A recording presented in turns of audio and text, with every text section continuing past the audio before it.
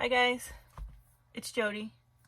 Today I am going to be preparing the wood rounds that I use for coasters, and I thought I would take you along with me to see how I prepare them. I tape the back and I gesso them a few times. So I'm going to first tape the backs of these. These wood rounds are 4-inch. And I get them on Amazon. I'll put the links to all the products you see in this video down in the description below. And I use the same that I use for my canvases. I do use frog tape.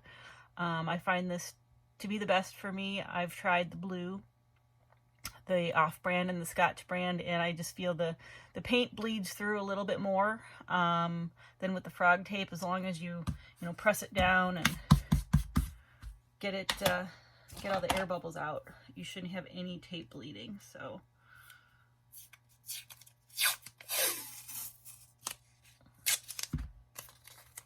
and I take it over the edge because I'm going to use a utility knife to kind of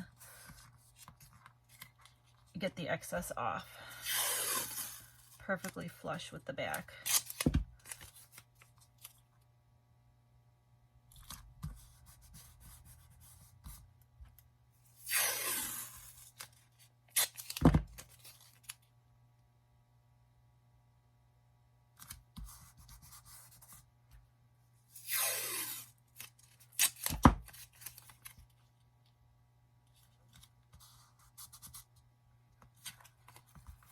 Alright, flip it over.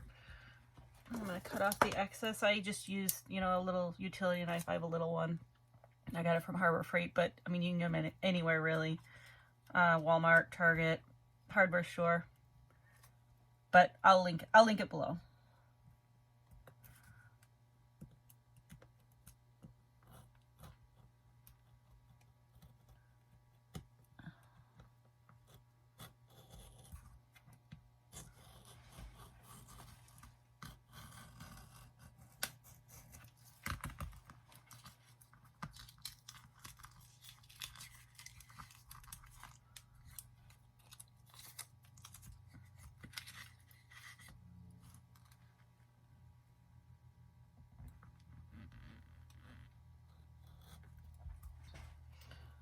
Also, what I'm cutting on is just a cutting mat.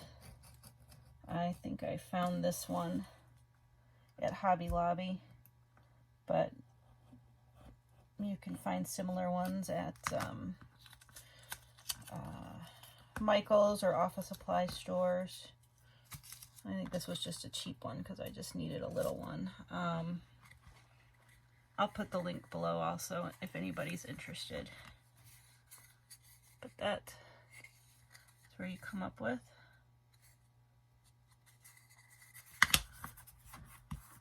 If you want to take a card or just I just want to make sure everything, all the air bubbles, nothing's going to leak through. And that's how I tape up the back. I've got a bunch more that I'm going to do, and then I will come back and gesso them in a few minutes. All right, I'm back and ready to gesso.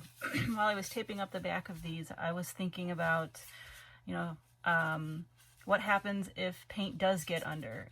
If you don't, if the seal isn't as tight. And I mean, that's okay. I've had that happen, or I've also been in a rush sometimes and completely forgotten to tape up the back. So a lot of times, since these are coasters, I'm going to put cork on the back, so it's not really even going to matter if a little bleeding occurs. But otherwise, I usually just paint anything that doesn't have a backing, a cork backing or magnet, or if you're not going to put anything on the back, I usually just paint them all one color, either a coordinating color that's on the front or black. And then that's usually where I put my signature. For bigger rounds, I like to put them in picture frames. So you're going to hang it on the wall more than likely anyway, so you're not going to see it. But so that's an idea if you know, if paint happens to bleed through. I haven't had it happen yet on the frog tape, but that's not to say it won't. So, on to gessoing. So I like to use the Liquitex professional gesso. I usually do about 2, sometimes 3 coats. It just depends on how thin the wood is or how I feel the coats look, you know, because I just want it to be white. I don't want to see any wood through it. You can also use primer. I have Zinsser here. You can use Kilns, any kind of primer for wood would work just as well. But usually I'm doing a lot of different canvas and wood and whatever at the same time, so I just stick with this. And I'll put the links to all this below in the description.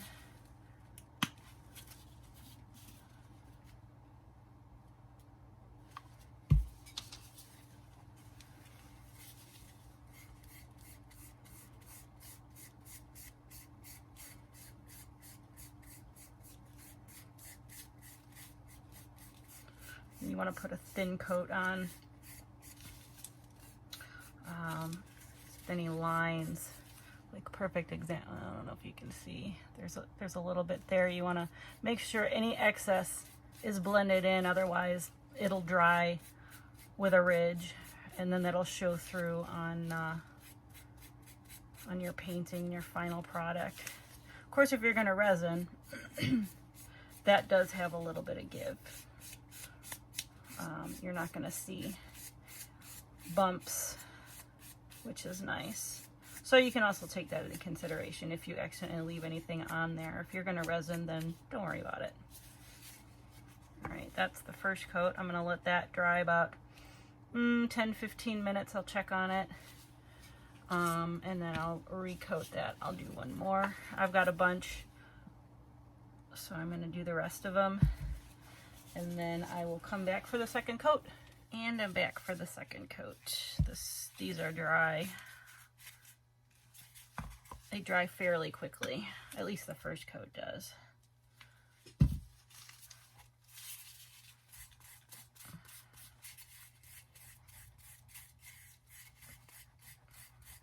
Just thin coats. You don't want them too thick. Get it as even as you can.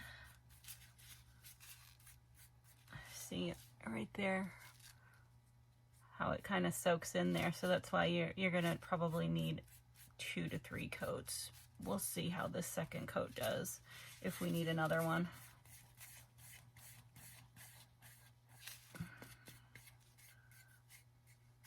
Oops.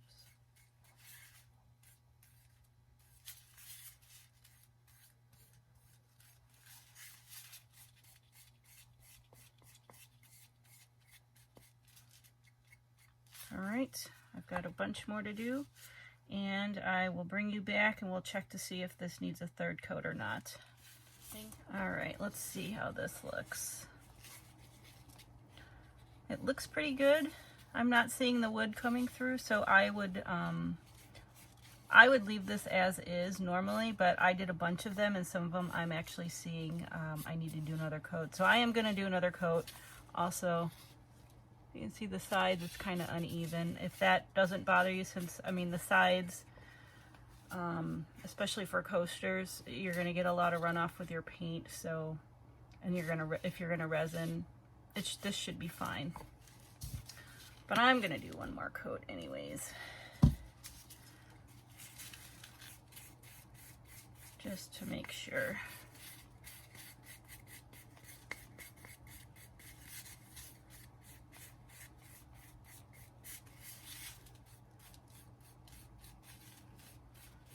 A lot of times with the thinner pieces of wood, this is actually a thicker. I've actually seen thinner thinner pieces of wood for coasters that if you only put 1 or 2 coats of the gesso on, I've still had them warp a little. I've only used these coasters that I got on Amazon once, and they were successful, and I believe I only put 2 coats on, but For thinner wood, I would do at least 2, if not 3, just to be on the safe side. That looks good.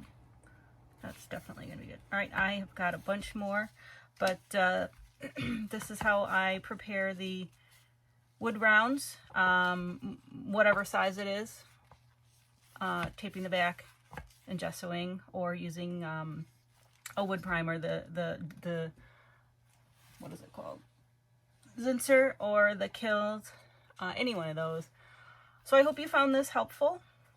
Thanks so much for watching. Please like, share, and subscribe, and I'll see you next time.